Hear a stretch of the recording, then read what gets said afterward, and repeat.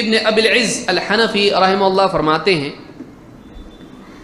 بل ائمۃ السلف کلہم متفقون، سلف میں جتنے بھی ائمہ ہیں سب کے سب کا اتفاق ہے علی ان اول ما یؤمر به العبد الشہادتان، سب سے پہلی چیز جس کا ایک بندے کو حکم ہے یا حکم دینا چاہیے وہ شہادتین ہے، دو چیزوں کی گواہی۔ ہم نے دیکھا دو چیزوں کی گواہی کون سی ہے؟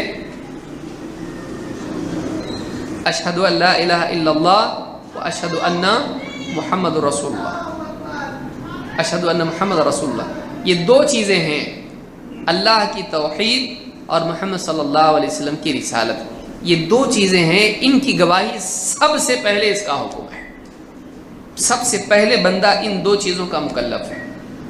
اور کسی کو حکم، آپ نے دیکھا حضرت معاذ بن جبل کی حدیث میں آپ نے کہا سب سے پہلی چیز جس کی طرف تم ان کو دعوت دو گے وہ یہ ہے کہ اللہ کی توحید کا اہتمام کریں، بعض روایتوں میں ہے اور محمد صلی اللہ علیہ وسلم کی رسالت کی گواہی دیں، یہ دو چیزیں ہیں سب سے پہلے بندہ ان کا مکلف ہے، اسی لیے اسلام میں آتا ہے تو یہی کلمہ پڑھ کے آتا ہے فالتوحید اول ما يدخل به في الاسلام وآخر ما يخرج به في الدنیا یا من الدنیا، کہ توحید وہ پہلی چیز ہے جس کے ذریعے آدمی اسلام میں آتا ہے اور آخری چیز ہے جس کے ساتھ دنیا سے جاتا ہے۔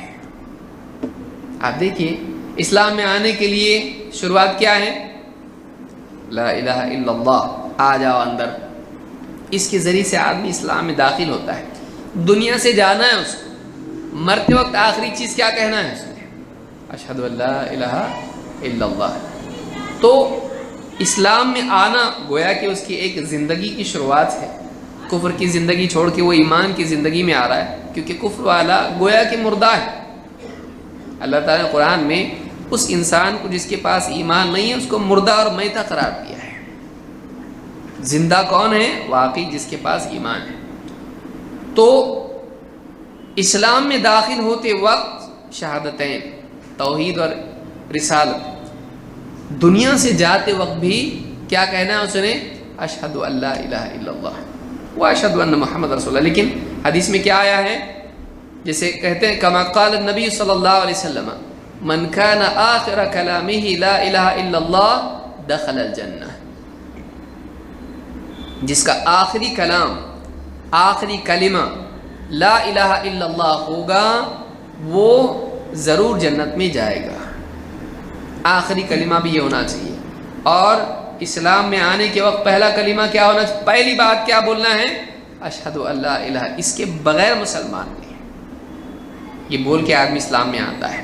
کہتے ہیں وَهُوَ أَوَّلُ وَاجِبٍ وَآخِرُ وَاجِبٍ، یہ پہلا واجب ہے اور آخر واجب ہے، زندگی کا پہلا عمل یہ، آخری عمل یہ، یعنی شروعات بھی اس سے ہو رہی ہے اور خاتمہ بھی اس سے ہو رہا ہے۔ فَالتَّوْحِيدُ أَوَّلُ الْأَمْرِ وَآخِرُهُ، کہتے ہیں کہ توحید سب سے پہلا حکم ہے اور سب سے آخری حکم ہے، اعنی توحید الالوہیہ، کہتے ہیں میری مراد اس سے ہے کہ اللہ کی الوہیت کی توحید کا اہتمام کیا جائے، یعنی ایک اللہ کی عبادت، ایک اللہ کو اپنا معبود ماننا، یہ زندگی میں سب سے اہم چیز ہے۔ اس کا اہتمام اعتقاداً و عملاً ہونا چاہیے، اور اس کا اہتمام دعوت میں بھی سب سے زیادہ ہونا چاہیے۔ بدقسمتی سے مسلمان بعض اوقات حالات سے متاثر ہو کر توحید کی دعوت چھوڑ کے دوسری چیزوں میں لگ جاتے ہیں۔ بلا شبہ مسلمانوں کے بہت سارے مسائل ہیں، سیاسی مسائل سے لے کے معاشی مسائل سے لے کے یا معاشرتی مسائل، آپ دیکھیں بہت سارے مسائل ہیں، اور یقیناً ان تمام مسائل کے حل کے لیے کوشش بھی ضروری ہے، لیکن کیا توحید کی کوشش ضروری نہیں ہے؟ کیا یہ دین میں اہم نہیں ہے؟ کیا یہ انسان کا سب سے بڑا مسئلہ نہیں ہے؟ اللہ کے رسول صلی اللہ علیہ وسلم ابو طالب کے پاس گئے تو سب سے آخر میں کس چیز کے منوانے کی کوشش کی؟ اے چچا لا الہ الا اللہ کا اقرار کرو، میں اللہ کے پاس تمہاری سفارش کروں گا۔ سب سے اہم چیز یہ ہے، اس کے بغیر دنیا سے جانا انسان کے لیے ناکامی ہے، چاہے وہ دنیا کا سب سے خوشحال آدمی کیوں نہ ہو، توحید کے بغیر اگر دنیا سے جاتا ہے ناکام گیا ہے۔ لہٰذا مسلمانوں کی کوشش یہ ہونا چاہیے۔ آج دیکھیے دنیا میں مسلمانوں پر ظلم ہو رہا ہے بلا شبہ، ابھی چل رہا ہے میانمار میں، برما میں چل رہا ہے۔ اللہ تعالیٰ مسلمانوں کی جان و مال کی حفاظت کرے اور ان کو نجات دے ظالموں سے، اور ظالموں کو زمین سے پاک کرے۔ آج حالات ہیں، مسلمانوں پہ مسائل ہیں بلا شبہ، اور ہر مسلمان جو بھی اس کے بس میں ہے کوشش کسی مسلمان کے لیے حفاظت اور اس کی عافیت کے لیے جو کر سکتا ہے، چاہے وہ دعا کی صورت میں کیوں نہ ہو، جو بھی اس سے ہو سکتا ہے کرنا چاہیے۔ چاہے مالی اعتبار سے اس کی مدد ہے، اس کے گھر بسنے کے اعتبار سے، اس کے لباس کے لیے، کھانے کے لیے، جو کر سکتا ہے کرے۔ اپنی بستی میں یا دنیا کے کسی کونے میں کوئی مسلمان پریشان ہے، اس کے لیے مسلمان کا پرامن طریقے سے تعاون کرنا یہ اچھی چیز ہے۔ لیکن ایک مسلمان کی دنیا کی تکلیف کے بارے میں پریشان ہونا اور اس کی قبر کی تکلیف اور حشر کی تکلیف، جہنم کی تکلیف کے بارے میں بے فکر ہونا، یہ مسلمان کا طریقہ نہیں ہونا چاہیے۔ جہاں وہ اس کی بھوک پیاس اور اس کے لباس اور اس پر دنیا کے ظالموں کی تکلیف کے بارے میں حساس ہو، وہیں وہ قبر کے عذاب، جہنم کے عذاب کے بارے میں بھی حساس ہو۔ دنیا کا عذاب، دنیا کا ظلم چھوٹی چیز ہے، دنیا میں وہ بڑا دکھائی دیتا ہے، بلا شبہ ایک اعتبار سے وہ بڑی ہے، لیکن اگر آپ اس کو جہنم سے جوڑ کے دیکھیں تو وہ اتنی بڑی نہیں دکھائی دیتی ہے۔ تو آپ ایک مسلمان کو دنیا کی مصیبت سے بچانے کے لیے فکر مند ہوں، لیکن آخرت کی مصیبت سے بچانے کے لیے وہ لاپرواہ ہوں، آپ نے اس کا حق ادا نہیں کیا، آپ نے اس کی خیر خواہی نہیں کی ہے۔ یہ ایسے ہی ہے جیسے ایک آدمی مر رہا ہو اور آپ اس کو دوا پلانے کی فکر کریں، لیکن وہ شرک میں ہے، اس کو کلمہ پڑھانے کی فکر نہ کریں، تو آپ نے اس کی خیر خواہی نہیں کی۔ آپ کا بھائی ہے، آپ کا فلاں رشتہ دار ہے، آپ کے دادا ہیں، نانا ہیں، ان کی موت ہو رہی اور شرک میں جیے ہیں، اگر آپ اس وقت میں ان کو دوا پلانے کی فکر کر رہے ہیں لیکن ان کو توحید پر لانے کی فکر نہیں کر رہے ہیں، تو آپ نے حق ادا نہیں کیا، آپ ان کا بھلا نہیں چاہتے، آپ دنیا کی تکلیف سے ان کو بچانا چاہتے، جہنم کی تکلیف سے آپ نہیں بچانا چاہتے۔ اور وجہ کیا ہے؟ آپ کی اپنی نگاہ میں اس بات کی علامت ہے کہ آپ کی نگاہ میں واقعی جہنم کا عذاب اتنا بڑا نہیں جتنا دنیا کی تکلیف ہے۔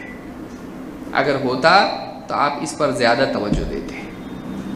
لہذا جہاں پر مسلمانوں کے لیے دنیا میں کئی اور مسائل ہیں، وہیں ایک مرکزی سب سے بڑا مسئلہ عقیدے کا مسئلہ ہے۔ اس مسئلے کو حل کیے بغیر آپ دوسرے مسائل میں پھنسے رہیں، یہ نادانی ہے۔ ان کو بھی حل کرنا چاہیے، یہ نہیں کہ آپ ان کو بھی چھوڑ دیں، لیکن آپ ان کی وجہ سے ان لوگوں کو بیوقوف اور ان لوگوں کو غلط کہیں جو ان کے عقائد کی اصلاح کر رہے ہیں، یہ غلط ہے۔ مختلف شعبے ہیں، کوئی آدمی لگا ہوا ہے مسلمانوں کے ایجوکیشن کے میدان میں، اچھی بات ہے۔ کوئی مسلمانوں کے لیے فلاحی کام کر رہا ہے، غربا فقراء میں کھانا پینا تقسیم کر رہا ہے، لباس تقسیم کر رہا ہے، بہت اچھی بات ہے۔ کوئی آدمی ہے جو مسلمانوں کو دین سکھا رہا ہے، اس میں کوئی قرآن پڑھا رہا ہے، کوئی ان کو عقیدہ سکھا رہا ہے، کوئی کچھ اور بتا رہا ہے۔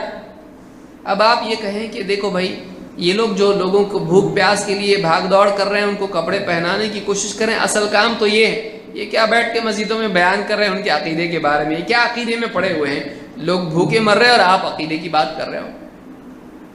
یہ جہالت ہے، یہ ظلم ہے، یہ ناقدری ہے، یہ بے دینی